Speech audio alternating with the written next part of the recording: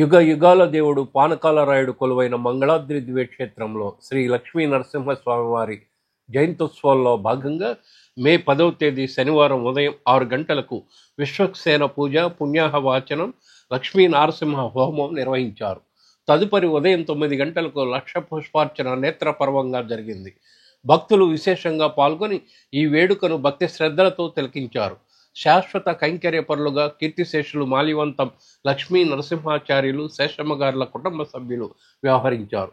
దేవస్థానం ప్రధాన అర్చకులు శ్రీమాన్ మాల్యవంతం శ్రీనివాస దీక్షితులు ఆధ్వర్యంలో అర్చక బృందం పూజాధికారులు నిర్వహించారు. దేవస్థానం కార్యనిర్వహణాధికారి అన్నపరెడ్డి రామకోటిరెడ్డి పర్యవేక్షించారు. జయ నారసింహ, జయ జయ నారసింహ.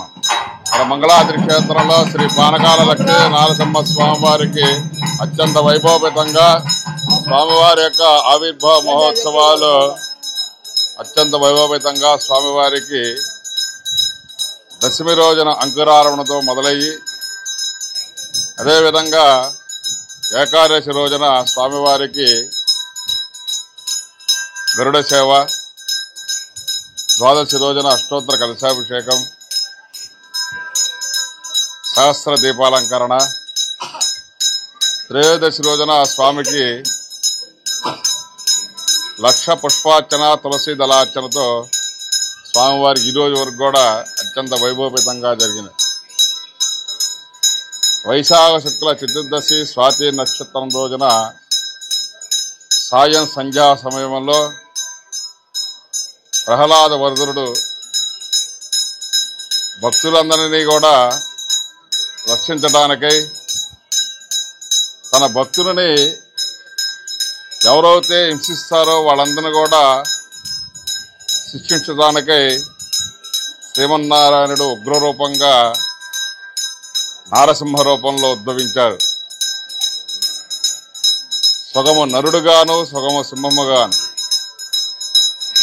అటువంటి రూపంలో ఈ నారసింహస్వామిని మన దర్శన భాగ్యం చేసుకున్నట్లయితే మన వంశంలో ఎటువంటి పితృదోషాలున్నా కానీ, అదేవిధంగా శత్రు భయాలున్నా కానీ, గ్రహదోషాలున్నా కానీ, మన యొక్క గృహంలో 108 అడుగుల లోపల ఉన్నటువంటి ఎముక మొక్క దాని పవర్ను కూడా తీసిపారేసేటువంటి శక్తి నారసింహస్వామి వారికి ఉంది. అటువంటి శ్రీ పానకాల లక్ష్మీ నరసింహస్వామి వారికి ఆవిర్భావ మహోత్సవాలు జరుగుతున్నాయి. ఈరోజు సాయంత్రం స్వామివారు తిరుచి సేవ మీద స్వామివారు శయనించి ఉంటారు. అటువంటి స్వామివారికి రాజోపచారాలుగా స్వామివారికి జరుగుతూ ఉంటాయి. ఆ రాజోపచారాల్లో చతుర్వేద పారాయణాలు, సంగీతాలు, నృత్యాలు, శంఖనాదాలు, వృషభ దర్శనాలు, అశ్వదర్శనాలు, గోదర్శనాలు ఇవన్నీ కూడా స్వామివారికి చూపిస్తూ వాటన్నిటి కూడా అర్చన చేసుకుంటూ జరుగుతుంది. అటువంటి రాజసింహని మనం దర్శనం చేసుకున్నట్లయితే రాజ్యాధికారం కలుగుతుందని చెప్పేసి మన మంగళాద్రి క్షేత్రంలో చెప్పబడింది. మనం చేసేటువంటి ప్రతి ఒక్క వృత్తిలో కూడా మంచి ఉన్నతమైన స్థానంలో మనం అందరం కూడా ఉంటామని చెప్పేసి